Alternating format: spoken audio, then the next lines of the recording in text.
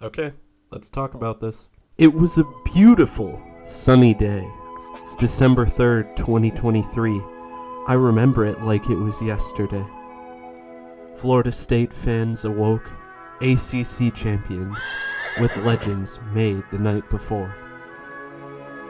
Then Boo Corrigan ruined it. Guys, I am so proud of us. We have recently doubled the percentage of people that have been subscribed from the watch time from 0.1% to 0.2%. So hey, let's keep it up.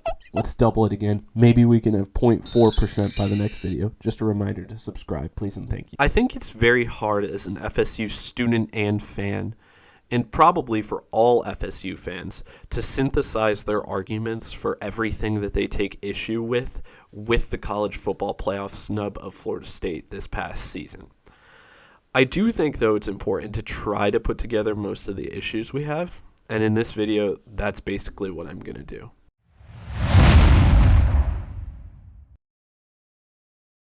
I want to start talking about the history of the college football playoff. I think the only situation that this FSU playoff snub this past season is comparable to, even somewhat, is probably in 2014 when there was the decision to put Ohio State in over TCU and Baylor. But still, I don't think it's that comparable because of the fact that Ohio State still had a better winning percentage than TCU and Baylor, and they really just got unlucky because in that season, the Big 12 really should have had a conference title game to boost one of those two teams, and they kind of screwed themselves in that scenario. I think the next thing I want to talk about with the history of the college football playoff is that when we look back on this in a different context of history, even though it feels like the here and now, we're going to have to realize that this was going into the 12-team playoff next year. So they could have faced crazy repercussions any other year in terms of the process for the following season for the 4-team playoff selection. But knowing that this was the last year of the 4-team playoff, they probably were a lot less worried about repercussions for that. And I think the next thing I want to go to is that I know people will say that the team was left out because Jordan Travis was hurt, but I do not believe that that should ever be taken into consideration because of the fact that there's really no way to measure the impact of an individual player on the game, especially when after that game, the team basically went 3-0 after the injuries with wins against two solid opponents still. And just to be fair on this point, it would be really disheartening if in 5 years from now, especially knowing that the committee was so adamant about Jordan Travis, that we see posts on Instagram or TikTok like are popular or have been popular in past years, like things where it says, look at the Oklahoma QB room in X year, or look at the LSU roster in X year, and we see these NFL players playing at an extremely high level, but instead they're posting these things in the future 5 years down the road saying, can you believe that we left Trey Benson, Keon Coleman, Jaheim Bell, Johnny Wilson, Braden Fisk, Jared Verse, Kalen DeLoach, and Renardo Green out of the playoff because they were all that great of players at FSU and have continued to show that they're great players into their NFL time as well. And I mean, isn't there just a sense in college football historically, since we're still in the history section, that you really want to chase perfection in the win-loss column?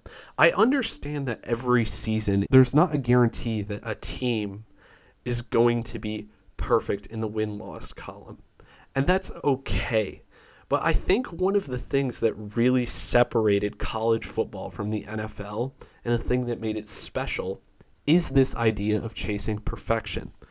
And even in this past season, the College Football Playoff Committee didn't have a clear line on that. Because one of the things that happened immediately once the playoff snub occurred that I needed to check is I needed to make sure that SMU was going to go in over Liberty for the New Year's 6 bowl bid for the G5 champ.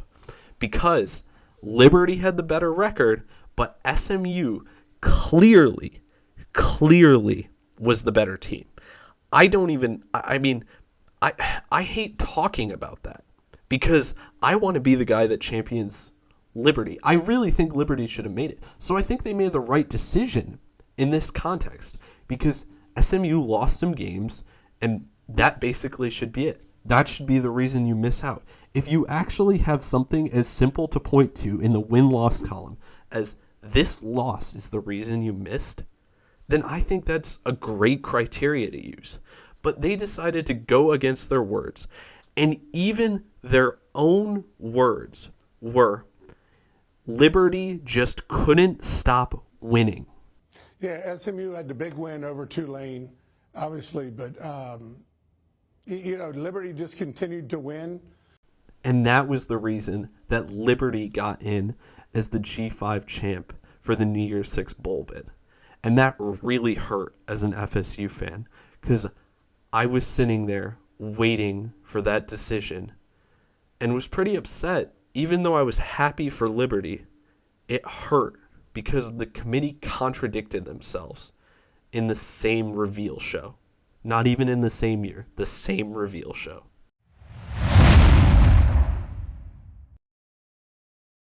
The next section I want to talk about is just going to be called Alabama. Now, I want to say there's no ill will towards Alabama. I think that they've got some great, passionate fans. Their program obviously does some great stuff. And I visited Tuscaloosa for the first time this year, and I thought it was really neat. I really liked a lot of stuff about it. But I have to pick on them because they are the team that basically kept Florida State out of the playoff from my perspective. So let's go back to SMU and Liberty and talk about how SMU was 2 games below Liberty, but their eye test was clearly better. If Auburn had beat Alabama, which Auburn was basically one play going their way away from beating Alabama, you could say that in a lot of games, but it was a crazy, crazy play. And honestly, if you really want to convince anyone to become religious that's not religious, you should probably just take them to Jordan Hare on a Saturday in the fall. But with that being said, Auburn had recently lost in convincing fashion to New Mexico State, and the committee wanted to talk about eye test. I think it should be as simple as looking at the win-loss column, but they want to talk about eye test too. With that eye test, seeing that Alabama barely pulled this one out against Auburn, I feel like that really hurts their eye test argument. And for some reason, the eye test, at some level, the win-loss thing still comes into play because they talked about the fact that Liberty needed to make the G5 New Year's Six selection because of the fact that they just kept winning. And there's something to the committee thinking about the difference between a 1-loss difference between a team and a 2-loss difference between a team. But that really doesn't make sense when you're talking about eye test. And I think those things are really contradictory. Because if Alabama had lost to Auburn, I don't think there would have been any eye test stuff to talk about. I think that the committee just would have left Alabama out. But we needed to talk about the eye test because they were within 1 game of Florida State, but also if they're within 1 game, that proves the first point that I want to be the truth over everything, which is that record does come into play. It's not eye test entirely, and that's just hard to get your head around. And the other thing that's really hurting as an FSU fan is, even though I don't want to believe this, I think it's very easy to understand why people would believe this. There's been way too much of a connection between ESPN and Nick Saban, the Alabama program in general. And like I said, I don't believe it, but they're really making it bad. And they're kind of just continuing to take more actions to make it look like they colluded, even though I don't think they did. I mean, did people really not have any sense that Saban would be done? I have a hard time believing that nobody would have figured that out. I mean, one of the things that I thought was really strange, at the beginning of the year when Saban announced that he was going to have his weekly thing with Pat McAfee, I was like, that's a really strong indication that he's not going to be there very long after this. I didn't think it would be at the end of this year, but I was like, oh boy, this is probably happening sooner than I was expecting. And I also think, kind of going on top of that, I don't believe that the committee, and you heard this argument from Alabama people and from Georgia people, and I have to say, this was an argument that I really don't like, because I don't think that there's any reason to look on what happened in past years and talk about that, talking about the current year. And that's that people were saying that Georgia was the two-time defending national champion, and that meant that they should have an opportunity to compete with one loss. Well, their one loss was to another team that was in the playoff. So I don't really think that holds true. And that's going to get to another point I'm going to make later. But also, the historic prestige of the Alabama dynasty should not give them any leeway on making it to the current year's college football playoff. I think that Alabama team this year was pretty good. I don't think it was near the level of some of the teams they've had in the past. I mean, is Jalen Milroe at this young stage in his career really that crazy of a quarterback that you're that confident in? I mean, and just across the board, I wasn't seeing the guys that I was just going, wow, at individual positions like I have some years in the past watching Alabama. They're still a dang good team, but I didn't like that there was that introduction of what we've done in past years affecting how we look at the teams for the evaluation process this season. Luckily, the committee didn't talk about that stuff at all, but it was a social thing that I saw from a lot of people, even the high-level ESPN commentators talked about it, saying, Georgia's won the last 2 years. Can you really leave them out with one loss this year? And it's like, absolutely you can. You left FSU out with no losses this year. So why do we need to talk about what happened the last few years or beyond that and what your coach has done in the past? It's about what you're doing for me now. And that's how it is at every level of football. What are you doing for me now? And, just going back to the point of this collusion thing between Alabama and ESPN potentially, there's just a lot of things that really make it seem plausible for a lot of people. And I understand their complaints, even though I don't think I really share them. But Kirk Herbstreit kind of wanting to act like his words didn't affect the playoff committee, or rather that people just didn't want Kirk Herbstreit to give his opinion before the selections were made to not influence what the committee thought.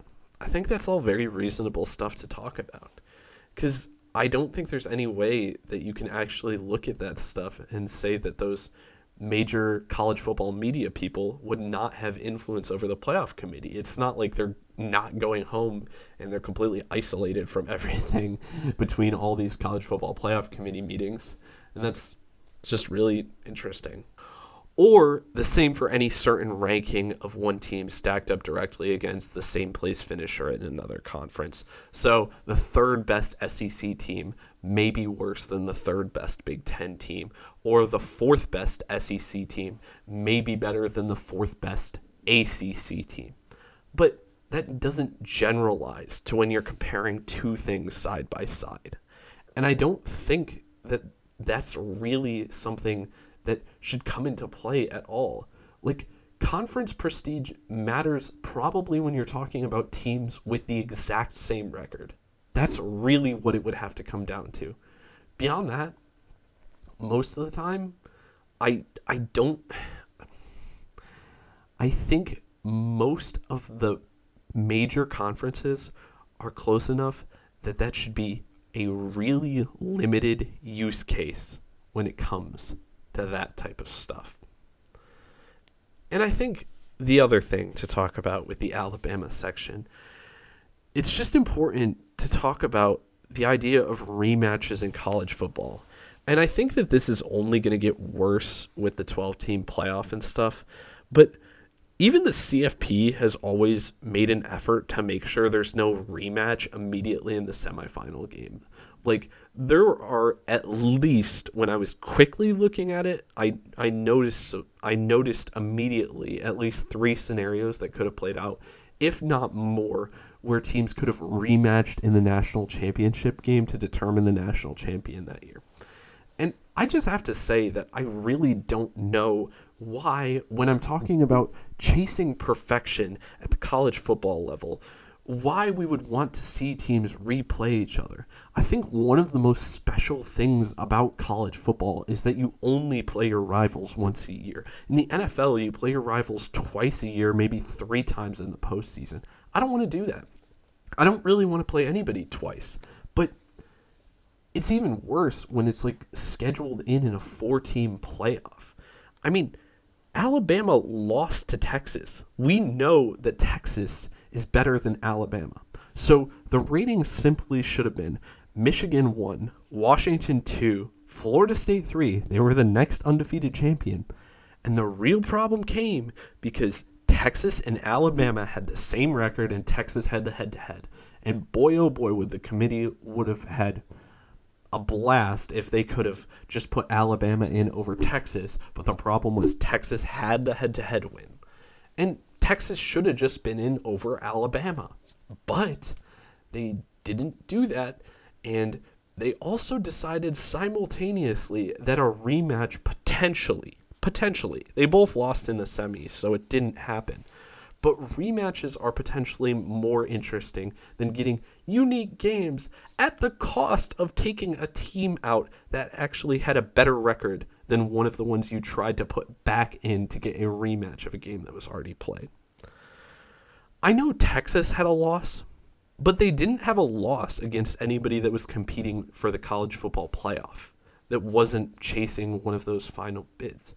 And I think rematches are especially saddening when you think about the fact that at this level, there are technically 133 teams competing at the same level.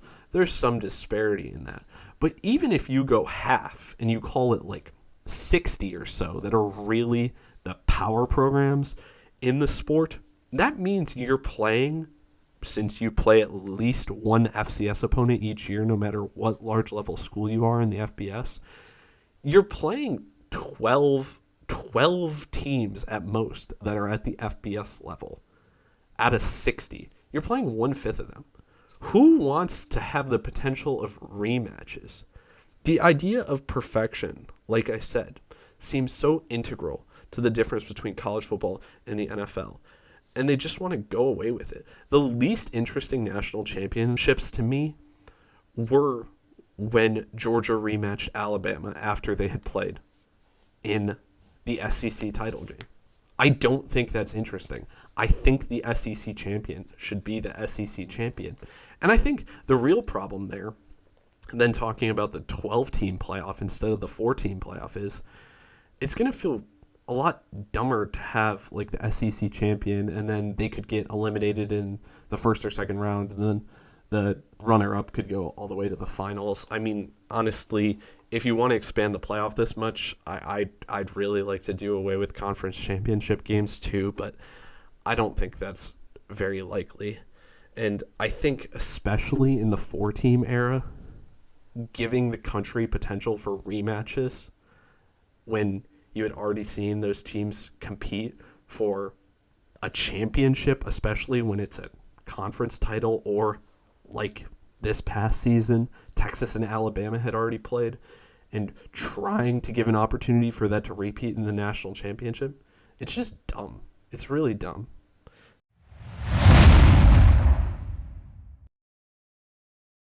The last thing I really want to talk about is really just a section on other notes that I couldn't deeply connect to any other clear ideas. I think the first part I want to talk about is really, do I think Florida State would have won a championship? And I think the important thing for me to say there is that I think it would have been possible. I really hate when people talk about sports like this will happen or that would have happened. I mean, there's no way of knowing. But if you want to put a percentage chance on it, I don't know, maybe I would have given them like somewhere between a 5 to 10% chance to win it. But I don't think that means they didn't deserve to make it. When you play a sport, you agree on a scoring system, and there are winners and losers based on that scoring system. And I don't think looking at it in any other way in terms of actually putting people in a playoff is the right way to look at it. I really don't. And as people get addicted to sports talk, we love talking about how bad people look in winning efforts, but we rarely talk about how good people look in losing efforts, which is kind of just a really interesting dichotomy because of the fact that it just felt like FSU kept winning, but it still was just like, well, yeah, they won, but it wasn't good enough. Good enough compared to what? That's why the scoring system exists. And I think what really stung for me was not being able to take the ACC championship game at the conclusion and really just being able to enjoy the moment more. I think knowing that those FSU players specifically were playing that as that game was coming down to the end, and we saw that we were going to win. If I really knew that that was going to be the last time they were on the field, I may have been able to just enjoy it a little bit more, but I didn't. And I mean, the next thing I really take issue with, and this is not to blast any FSU players or any other college players that have opted out of bowl games in the past, but there's a really interesting element about the perspective of these players that I can't understand because I always like to take things to logical extremes. And as you'll see here in my little example, the logical extremes with this just don't necessarily add up. So talking about players opting out of bowl games, and especially under this unprecedented circumstance, especially, I mean, it's traumatic. It really is traumatic what these guys went through. But not wanting to play in the bowl games is frustrating as a fan, obviously. I think for most fans, at least. I've heard some argue that they like seeing their young talent. But we were 13-0, had an opportunity to go to 14-0. I really wanted to put our best effort out there to try to get to 14-0. And I appreciate the few guys that did play in the game that really were high-level competitors that still tried to stay. But it was really limited. I would say that people who play college football at the highest level have to have a high level of autonomy over themselves to build themselves and their bodies up in general, and at least enough to become high-level athletes in college football. You would think that that evaluation of autonomy would also include the ability to disregard what others think and to control what one can control. I mean, that's kind of the whole thing about being an athlete. But someone decided that our players weren't good enough to go to the college football playoff, and they kind of took it and just said, they kind of gave into it. Like, yeah, you're right. And I was relatively surprised by that, given what I just said about high-level athletes. You would think that you would have to have a lot of internal drive and belief in yourself. And if you believe you're truly the best, then having the opportunity to go out and face a great opponent like Georgia, just talking about Georgia from this past season, they were a great team. And being able to have the opportunity to play a game against them and try to come out on top really would have been another just great opportunity for them. And then I especially look at it from the opposite perspective of like guys opting out because they're going into the NFL draft and they want to make sure that they make their money in the NFL. But draft requirements, it doesn't make any sense to opt out of a bowl game and not opt out as soon as you think you've increased your stock to a reasonable level earlier in the season. So, like, just to be clear, Draft requirements in the NFL are, as I'll read here, to be eligible for the draft, players must have been out of high school for at least 3 years and must have used up their college eligibility before the start of the next college football season. That's the simple way to do it, but then the more common thing when we're talking about extremely high-level athletes is listed following here. Underclassmen and players who have graduated before using all their college eligibility may request the league's approval to enter the draft early. And in almost all cases, that access is granted. So when we actually talk about this, let's think about that for a second.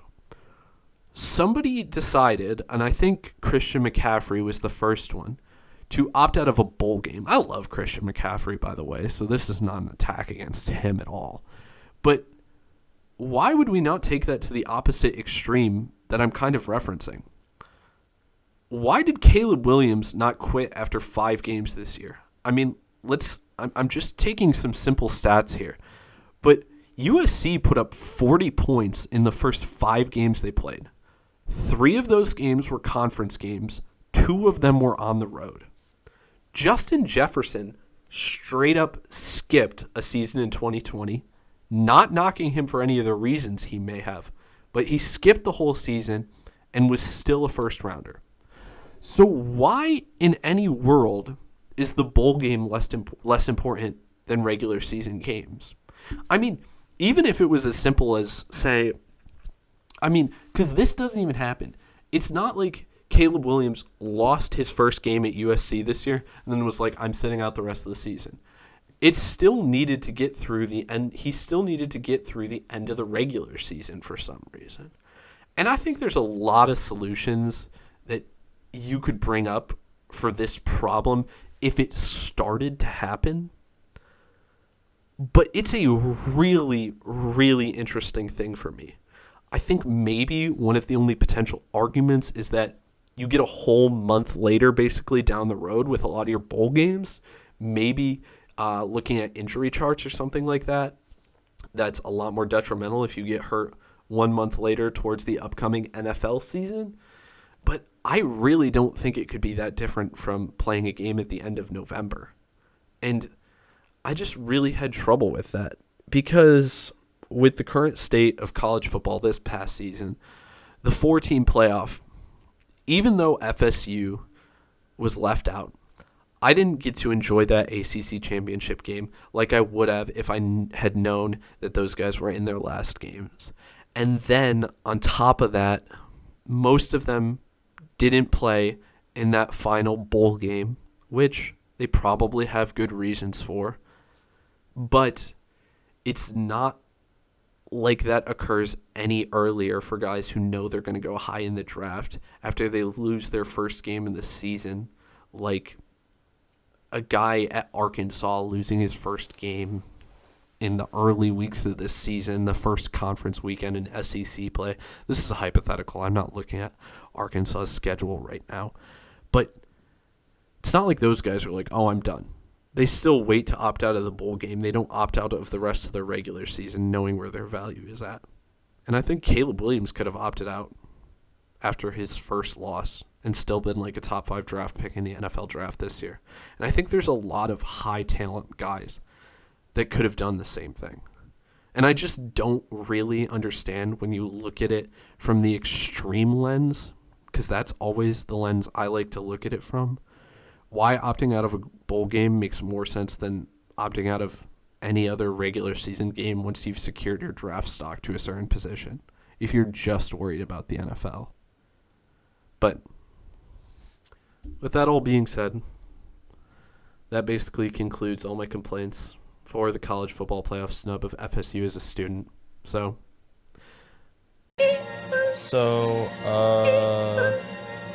if you enjoyed the video,